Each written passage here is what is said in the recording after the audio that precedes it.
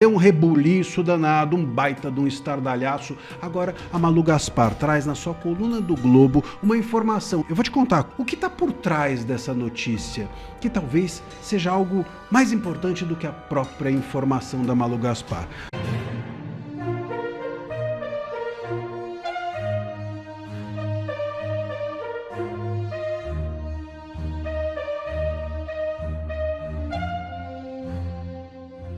Joaquim Barbosa novamente deve jogar a toalha. É isso mesmo, isso mesmo. A pré-candidatura do ex-presidente do STF, Joaquim Barbosa, à presidência da República, pode estar chegando ao fim antes mesmo do início oficial da campanha. Segundo informações publicadas pelo site Poder 360, a tendência é que Barbosa desista da disputa em razão das dificuldades enfrentadas pelo Democracia Cristã para construir uma estrutura mínima de campanha em nível nacional. Entre os principais obstáculos estão a ausência de alianças políticas relevantes e a limitação de recursos financeiros para sustentar uma candidatura presidencial competitiva. Milei confirma viagem ao Brasil para apoiar candidatura de Flávio. É isso mesmo. O presidente da Argentina, Javier Milei, confirmou sua viagem ao Brasil no dia 25 de julho para participar da oficialização da candidatura presidencial do senador Flávio Bolsonaro. Em entrevista, Milei mencionou uma agenda internacional ativa, incluindo a posse da presidente eleita do Peru e do presidente eleito da Colômbia. Em entrevista à rádio argentina Now, Milei afirmou também que pretende ir a Brasília para tentar se reunir com o ex-presidente Jair Bolsonaro. A visita ocorre em meio às tensões diplomáticas entre o governo argentino e o presidente Luiz Inácio Lula da Silva. Todo mundo sabe, todo mundo viu o vídeo da Michelle Bolsonaro criticando o Flávio, um vídeo de mais de 1 hora, deu um rebuliço danado, um baita de um estardalhaço. Agora a Malu Gaspar traz na sua coluna do Globo uma informação de que o Bolsonaro, depois que soube do vídeo, depois que viu o vídeo, depois que o rebuliço aconteceu, deu 2 conselhos. Na verdade, fez 2 pedidos para Michelle. Eu vou te contar quais seriam esses pedidos e também te contar o que está por trás dessa notícia, que talvez seja algo mais importante do que a própria informação da Malu Gaspar. Vamos lá. Segundo a Malu Gaspar, o Bolsonaro, depois do rebuliço todo, fez 2 pedidos para Michelle Bolsonaro. O primeiro pedido é que ela não desista da candidatura ao Senado pelo Distrito Federal, onde a vitória dela é dada como certa, segundo a coluna, até por adversários da esquerda. O segundo pedido para a Michelle seria arrume um espaço na agenda para participar de eventos da campanha no Distrito Federal, segundo a Malu Gaspar, ao lado da Damares e da governadora Celina Leão, que estariam, segundo a Malu Gaspar, de novo, atuando como pessoas bombeiras dessa crise. Bom, enfim, se isso é verdade, meus caros, se essa informação está correta, a gente precisa dizer que o Bolsonaro está mirando é o Senado. Então, Michelle, vai para o Senado, ganha o Senado, tá? Porque um Senado com gente da família ou gente muito próxima do Bolsonaro é um Senado mais forte e um Senado mais combativo ao STF. E um Senado mais combativo ao STF é um STF mais fragilizado na perseguição à direita e, portanto, isso favoreceria ao Bolsonaro, que hoje é um perseguido político com absoluta certeza, um preso político dentro desse regime totalitário promovido pelo próprio STF. Agora, a gente tem que aqui olhar para essa notícia e será que tem algo por trás da notícia? Não vou dizer que essa informação não é correta, porque a Malu Gaspar é muito confiável, mas pode ser que as pessoas estejam querendo levar adiante e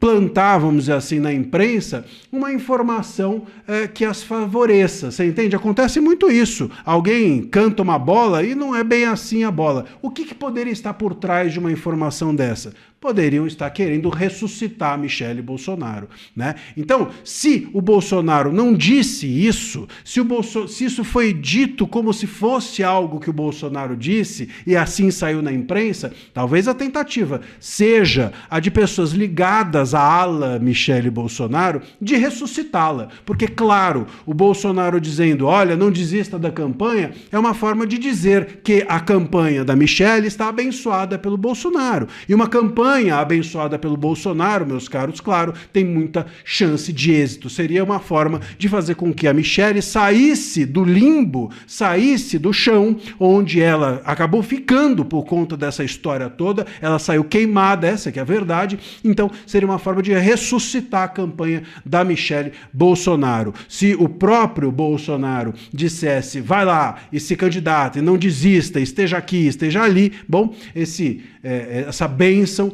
claramente faria com que ela ganhasse um novo impulso, uma nova atração, a sua campanha voltasse a ser um objeto de algum acolhimento por parte da direita. Então, é isso. A gente tem que olhar com desconfiança para tudo, porque nós estamos num momento político, e no momento político há informação, há o que tem por trás da informação, e há pessoas que estão interessadas em que certas informações sejam publicadas na imprensa. Então, fiquemos com o olho aberto, ou com todos os olhos, os 2, os 3, os 8 olhos nossos abertos para todas as possibilidades de uma informação como essa, porque a gente precisa ficar esperto e analisar todas as possibilidades para não ser enganado nunca por nada nem por ninguém. Deixa aqui o seu comentário e a gente vai seguir atento a esses desdobramentos a respeito da questão Michele dentro da direita. Isso aqui eu falo por experiência própria. Quando o Alexandre de Moraes quer me notificar em algum desses inquéritos ilegais que ele abriu para me perseguir, é impressionante a eficiência dos oficiais de justiça. Vai oficial de justiça para meu gabinete em Brasília e senta lá na poltrona e fica lá o dia inteiro. Vai no meu apartamento de manhã, 8 horas da manhã, vem aqui em casa, fica na esquina, na porta do meu escritório político. É impressionante como não tem como fugir dos oficiais de justiça do Alexandre de Moraes quando é algum inquérito ilegal para perseguir e censurar a direita. Você se lembra? Bolsonaro na UTI e o Alexandre de Moraes no desespero para poder encerrar o julgamento e culpar Bolsonaro ou condenar Bolsonaro até o final do ano, ele mandou uma oficial de justiça, uma das coisas mais vexaminosas que eu já vi o judiciário fazer, mandou uma oficial de justiça notificar o Bolsonaro enquanto ele estava num leito de UTI. Você se lembra desse momento, certo? Tá bom. Ministro do Lula começa a virar réu em um processo de importunação sexual. O ministro taradão. Lembra do ministro que levou a rainha do tráfico, pagou para a rainha do tráfico ir até Brasília para que, junto com ele, eles pudessem elaborar leis. É isso mesmo, esse cara aqui, ó, Silvio Almeida, o grande filósofo pensador da esquerda, né, um ícone do pensamento esquerdista. Pois bem, ele foi denunciado por uma colega esquerdista, Aniele Franco, por assédio sexual. Foi demitido porque a situação... Primeiro, não iam demiti-lo. Só que depois, quando a coisa tomou uma proporção gigantesca na imprensa, eles não tiveram outra opção a não ser demitido. Ele foi tornado réu. Já tem 4 meses que o STF está tentando notificar esse cara e eles não conseguem encontrar. Gente, uma vez que eu tentei fugir, eu consegui 1 semana. Mas sim, tem que se enfiar no buraco. Você tem que sumir do mapa. 1 semana, o oficial de justiça ele fica lá na poltrona do gabinete, fica na porta do apartamento, fica na esquina de onde você trabalha. É impressionante. Agora, quando é o caso desse cidadão, não consegue encontrá-lo. E aí, Silvio Almeida não é encontrado pela justiça e atrasa processo no STF. Ex-ministro dos Direitos Humanos não foi localizado no endereço informado. PGR apresentou novos locais para a tentativa de notificação. Peraí, mas ele não voltou a dar aula? Então, o pessoal aí do STF, a PGR, sabe onde ele trabalha. Ele está dando aula agora. Ele foi contratado por uma faculdade, parece, né? O cara está vivendo a vida dele normalmente e não consegue encontrar. Agora, para notificar uma pessoa que acabou de sair de uma cirurgia, eles mandam alguém... Tá alto aqui, né? eles mandam alguém na UTI, se for preciso, gente. Na UTI. Inclusive, eu mesmo estava na UTI esses dias por uma cirurgia que eu fiz. Eu falei, olha, gente, não se preocupem não se assustem.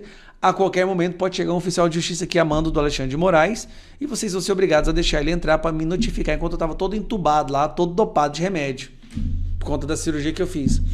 Mas assédio sexual, importunação sexual, ser tarado, não, aí não é problema. O problema é você falar coisas na internet. O problema, a emergência de notificação, é caso você levante a esperança do povo em viver numa democracia, ou você falar alguma coisa que o Alexandre de Moraes não gosta da internet. Aí sim é inaceitável. Agora, assediar mulheres, importunar mulheres sexualmente, não tem problema. Aí a justiça ela é mais morosa, ela é mais lenta, né? Ela leva um tempinho mais devagar. É aquela coisa, né? 2 pesos e 2 medidas. Você sabia que o Lindbergh Farias só é deputado federal hoje por conta de uma liminar que até hoje o judiciário não derrubou? Você sabia que tem deputados ali que estão há anos fugindo de notificação e conselho? O Renan Calheiros, cara, ele bateu recordes, acho que é uns 20 anos, até o processo caducar. Como que eles conseguem? Eu fico pensando, cara, como que esse povo consegue? Como que eles conseguem fugir da justiça durante tanto tempo, enquanto o outro lado, o nosso lado, que não comete crime, não consegue de jeito? E tem mais. O Alexandre de Moraes fala o seguinte, ó, se não conseguir notificar ele, vai sair no edital, considere-se notificado. Agora, com o Silvio Almeida, parece que não funciona assim, né? Se essa promotora de justiça do Rio de Janeiro queria ficar famosa, ela conseguiu. Todo mundo assistiu provavelmente esse vídeo dessa promotora, dizendo que, em nome do Ministério Público, orações em público é inconstitucional. Agora, eu quero mostrar para vocês juridicamente por que a fala dela é inconstitucional e por que ela está de toda errada e por que ela merece ser repreendida pelo Conselho Nacional do Ministério Público. Essa fala dela viola a Constituição e eu vou mostrar juridicamente para vocês. Mas agora, vamos lembrar o que essa promotora disse. Olha só que absurdo. Ao início do evento, eu fui assolapada por uma oração evangélica. Um abraço de Deus nunca prende, acolhe, não condena, transforma. Essa aqui foi a oração que ofendeu ela. Uma linda mensagem, uma belíssima fala desse menino aqui, que nada mais fez do que exercer sua liberdade constitucional, a crença. Aí a ditadorzinha militante foi lá e deu seu pitizinho. E eu, como promotora de justiça, não posso me culpar ao dever de garantir a cada um e a mim mesma o direito à liberdade religiosa. E eu preciso esclarecer a organização do evento, a associação, que a fé é um direito válido e não deve ser estendido a outras pessoas no evento público. Eu estou extremamente ofendida no início da apresentação que teve aqui. Porque, assim, eu não sou evangélica, eu tenho não tive uma oração, mas tive quase. Teve uma chamada de Deus, ao sentimento de Deus. E eu, como pessoa, como promotora de justiça, tenho que esclarecer que isto é inconstitucional. Não, doutora. Inconstitucional é a sua fala e eu vou explicar. Todo mundo já ouviu dizer que o nosso Estado é laico. O que significa isso? Significa que o nosso Estado não tem uma religião oficial. E a nossa Constituição Federal, no artigo 5º, assegura a liberdade de crença, a liberdade de religião. Ou seja, o Estado não pode impor uma religião, mas também não pode proibir o seu exercício. Dizer ser o Estado laico significa que o Estado não pode impor uma religião e não pode proibir o seu exercício. O que essa promotora está fazendo aqui é exatamente isso, proibindo o exercício de uma crença ou o exercício, a exteriorização de uma religião. Quando o Estado ele é laico, significa que o Estado não vai proibir que um cidadão exerça sua crença e sua religião. E esse é o principal papel do Ministério Público, assegurar os direitos e garantias individuais e coletivos. Deveria essa promotora, quando ela fala em nome do Ministério Público, assegurar que aquele homem exercesse a sua liberdade de crença, que ele pudesse, na sua fala, ser livre na manifestação do seu pensamento e da sua crença, e não proibir que ele externasse sua religião e sua crença. Olha só, essa daqui é a lei de organização do Ministério Público. Vamos lá.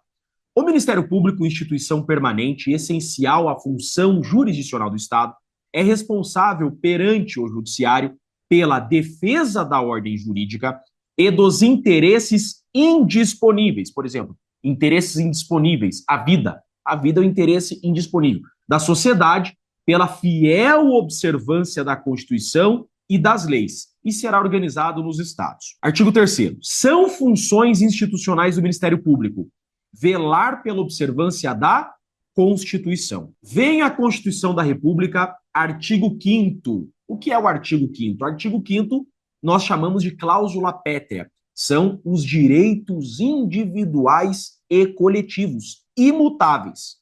Cabe ao Ministério Público proteger esses direitos. O inciso 6 vai dizer o seguinte: é inviolável a liberdade de consciência e de crença. É inviolável. Não pode o Estado, não pode uma promotora proibir que aquele homem no microfone, em um evento público ou privado, externize, exteriorize, manifeste sua crença e sua religião. O que essa promotora fez foi violar a função do Ministério Público e, mais do que isso, foi extremamente autoritário. Ela ali foi o Estado totalitário restringindo um direito individual, restringindo uma cláusula pétrea. E eu aproveito para fazer a seguinte provocação a essa promotora. Todo ano o Ministério Público de todos os estados faz um culto ecumênico para comemorar o aniversário do Ministério Público. Olha só, Ministério Público aqui do Paraná, por exemplo,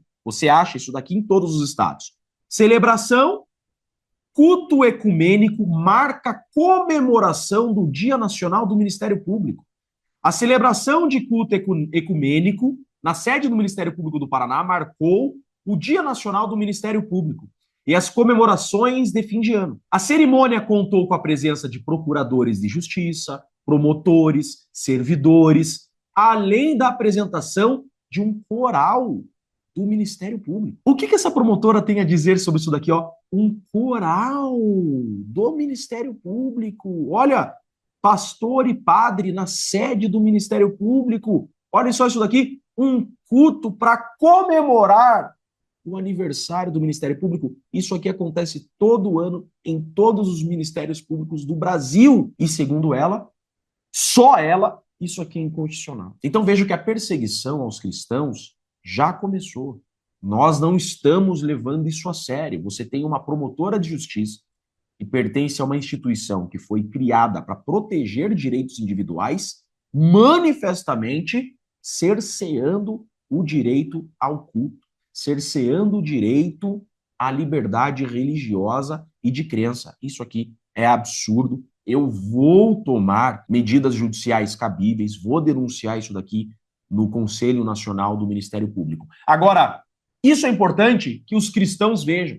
Nós que estamos dormindo em berço esplêndido, como nós precisamos enfrentar essa esquerda suja. Porque, de fato, você tem aqui uma promotora de esquerda militante que vê os evangélicos, os cristãos, como inimigo. Isso aqui precisa ser combatido e eu me comprometo com o Brasil. Eu vou combater isso daqui sim. Eu não vou admitir que o Estado restrinja o direito dos cristãos e persiga os cristãos. Eu vou enfrentar isso daqui, vocês podem ter certeza disso. Comigo, isso aqui não será admitido. Eu sou Jeffrey Chicchini, sou advogado e deixo aqui um grande e forte abraço a todos. Bom, pessoal, esse foi mais um vídeo. Eu espero que vocês tenham gostado. Se vocês gostaram, deixa o like aqui para fortalecer nosso canal. Logo eu volto trazendo mais informações da política para vocês. Um forte abraço, fiquem todos com Deus e até a próxima.